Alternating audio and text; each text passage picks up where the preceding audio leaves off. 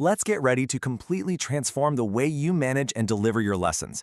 If you've ever felt like you're just pouring information into a leaky bucket, or if you're just looking to take your teaching from good to truly masterful, well, you are definitely in the right place today. Hello folks, welcome to Apex Excello Academy. Today's explainer will explore the effective principles of classroom management by Rosenshine. You know, this is honestly a game-changing piece of research. It literally pulls back the curtain on exactly what the most effective teachers out there are doing differently every single day. We've got a great roadmap today. We're going to cover the principles of classroom management, the foundation of learning, starting the lesson right, delivering new material, guiding student practice, and finally, building long-term mastery. We'll map all of this across the chronological life cycle of a lesson. Because really, education boils down to this: helping a novice develop strong, readily accessible background knowledge. You want to make sure all your students efficiently acquire, rehearse, and connect that knowledge as a single unit, moving forward together. It's a journey, right? And you're taking it together, providing the right support every step of the way. All right, let's jump into Section 1, Principles of Classroom Management. The 3 pillars of research. So, before we step into our hypothetical classroom, we really need to understand where Rosenshine's principles actually come from. And the coolest part? These aren't just one person's opinion. They're a convergence of hard data drawn from 3 distinct areas: research in cognitive science, the actual practices of master teachers, and cognitive supports. And what's brilliantly reassuring here is that these 3 entirely different fields perfectly validate each other. It's like a giant puzzle coming together, all pointing to the exact same instructional strategies. Moving right along to Section 2, the foundation of learning, the science of working memory.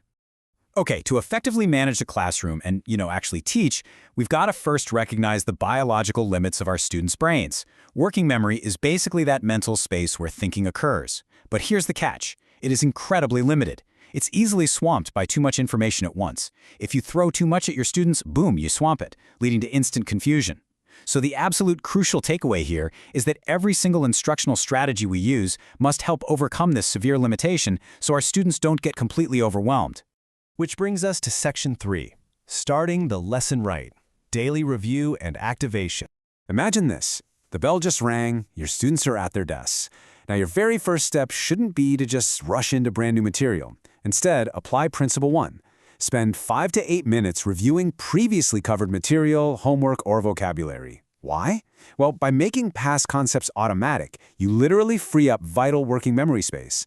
Think about a math class, right? If a student is struggling just to remember basic multiplication, there's no way they'll have the mental bandwidth for today's long division steps.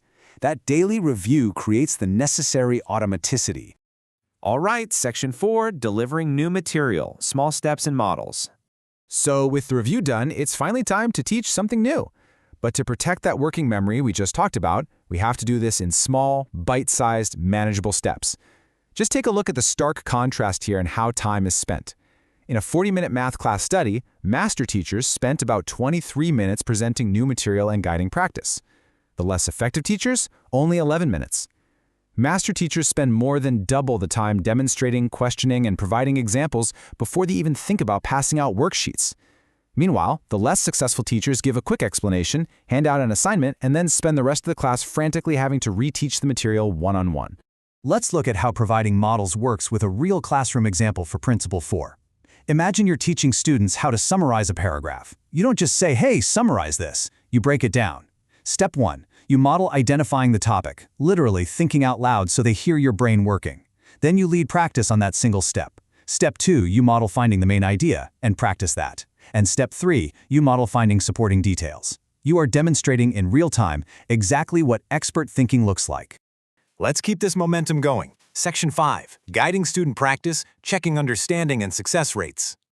Okay, so once you've modeled those small steps, you can't just step back and hope for the best. You've got to guide your students by asking tons of questions. And I don't mean just simple yes or no questions. Use process questions. Something like, how are blank and blank alike? Or why did you choose that specific step? Doing this forces students to actively rehearse the new material, summarize it, and actually connect it to their prior learning right there in the moment. But here's the golden question: how do you make sure everyone is participating and not just, the same 2 kids who always raise their hands? Well, to manage this efficiently, you can use imaginative strategies that force every single student to answer. Have them tell the answer to a neighbor, or write the answer on a card and hold it up on the count of 3. You could even just have them raise their hands if they agree with another student's answer. This is a real game changer because it allows you, the teacher, to instantly gauge the confidence and accuracy of the entire room. Which perfectly leads us into Principle 6, checking for understanding. Less effective teachers will ask, "Are there any questions?" and then just assume silence means everyone totally gets it. We've all been there, right? But effective teachers know better. They ask students to summarize the presentation or defend a position. You absolutely have to actively check for understanding to stop misconceptions from taking root before they even start independent work. And this brilliantly illustrates Principle 7, the magic number 80. Your goal is an 80% success rate during this guided practice phase. Why 80? Because an 80% success rate proves your students are actually learning the material while still being adequately challenged. If the success rate is lower than 80%, well, it means you need to stop and reteach. You know the old saying, practice makes perfect? Actually, scratch that. Practice makes permanent.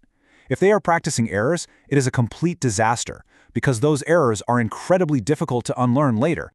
Now, for those really tough tasks where students struggle to hit that 80% mark, lean on Principle 8, providing temporary scaffolds. Think of it like a master guiding an apprentice up the steps. Scaffolds can be cue cards, maybe a checklist on their desk, or even just you continuing to think aloud. And as your students become more competent, you slowly withdraw these supports until they're climbing those steps completely on their own. And that brings us to our final stage, Section 6, Building Long-Term Mastery, Independent Practice and Review.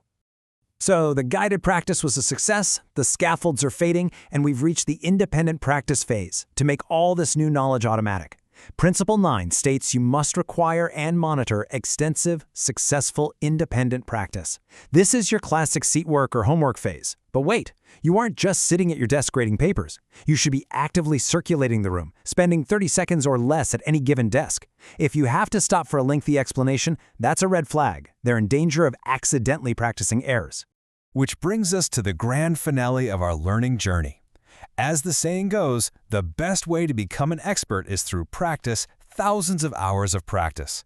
This quote perfectly captures Principle 10, reminding us exactly why we must engage students in weekly and monthly reviews.